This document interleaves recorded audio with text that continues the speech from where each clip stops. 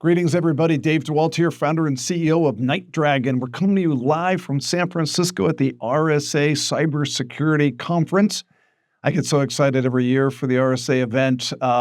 40,000 plus people, I think, are here in San Francisco talking about cyber, my favorite topic in the world. My 21st RSA Security Conference beats Dave Chen by 1 year. Just for the record, my new co-host and hopefully permanent host, the global head of technology investment banking, the legendary Dave Chen. Thank you, my friend. Thanks so much. And partner over many years, taking my companies public, selling my companies, all the above.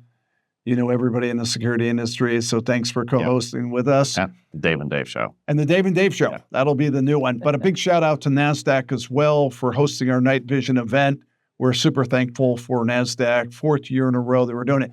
We're talking about cyber titans, and we're talking about some of the biggest opportunities, risks, threats that are happening in the cyberspace. And I have the new CEO, formerly called ThriveDX. He's going to unveil the new company name in just a minute, a partner to NightDragon as well. James Foster, multi-time CEO, just announcing him. Thank you for coming on the show. Thanks, appreciate Dave. it. Talk a little bit about what ThriveDX and now IronCircle is doing, and why IronCircle, and what does the company do?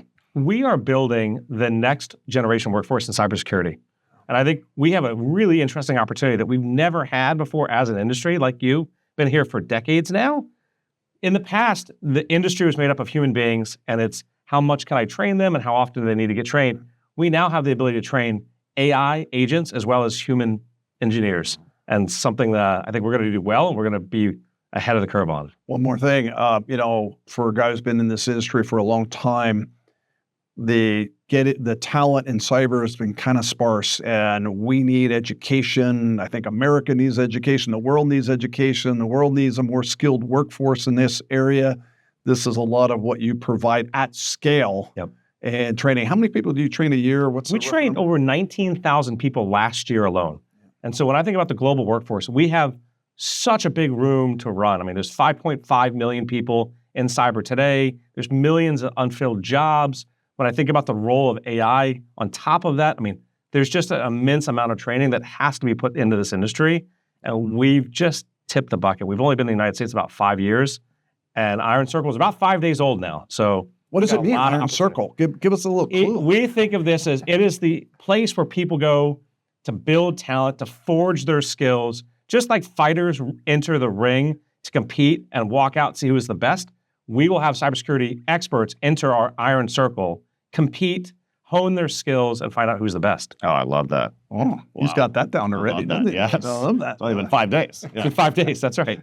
So yeah, but just you just mentioned something super interesting in the sense that you have the shortage of cybersecurity talent is one of the biggest issues in this industry. Sounds like you solved that.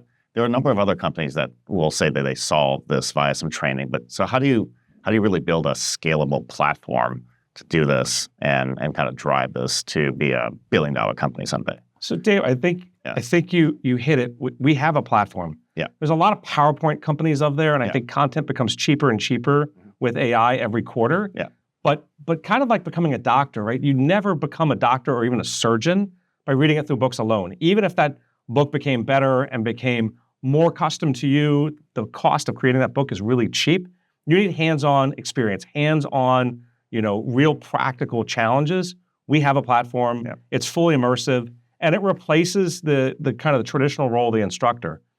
Our platform allows you to kind of get in, challenge yourself, and it's smart enough to know when you pick up something that says, hey, great work, Foster, you're ready for the next thing, or seems like you're struggling with this. Can I offer up 1 or 2 more ideas to make sure that you fully grasp this concept before you move on?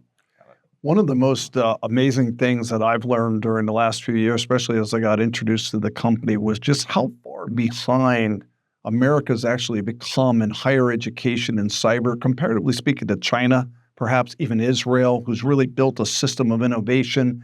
Talk a little bit about the customer types that you're selling to and maybe how that's going to evolve and maybe how you see the state of cyber education in higher ed today. Look, I'm still new to the higher ed industry here in the United States, but I've been in cyber for 25 plus years now. And some first observations are regulation's slowing us down. If you go through education and higher ed just alone, there are so many kind of gates you've got to go through to get things approved and accredited and then, reapproved. And anytime you make changes, the pace of innovation in cyber is incredibly fast. And it's unique in such a way that you have to constantly get retrained. The threat and the adversary changes every single month. So your pace of innovation and pace of education have to match that. And I think universities are starting to come around and go, look, we've got to move faster. Workforces have got to come around and go, this is not about annual training and annual training budget. It's, do you have a consistent training platform? Do I have a workplace platform that can constantly upskill my team? Because the threat is evolving and it's changing rapidly. Continuous education. Using AI and autonomy now as well really becomes vital, I think, in the future, because most companies, let's face it, don't have enough people that they can hire. Even if they could find the people and have the talent, they can't. So how do we scale against the threat? Probably comes in what you were just doing, training AI agents and agentic capabilities, right? I think that's right. And I think if a platform becomes a true partner to the organization, it will make recommendations to you as the CISO. Hey, it seems like these are the gaps that you have. And this is the kind of platform and program I'd recommend based on these gaps. That doesn't exist today. There's no platform in corporate America or in the westernized world today that's partnering with the CISO to say, these are your gaps and here's how I can fix it. There are platforms that do a good job in training and offering programs. But again, I'd say that the model needs to change. And that's a human-centric program moving into an AI world. And our platform will dominate that AI space. Right. So you're just taking over IronCircle, 100-day plan. Let's go more on the business side. What did you see in ThriveDX formally? And then where are you going to take the business? What do you think your 100-day plan will be? Look, we have a great team and we've got great partners. I mean, that's one of the things that got me most excited. When I got in there and I pulled back and became part of the team, I looked at it and said, Dave, we've got a world-class team here. We need to get focused. We need to pick a single market. Historically speaking, the market had gone relatively wide.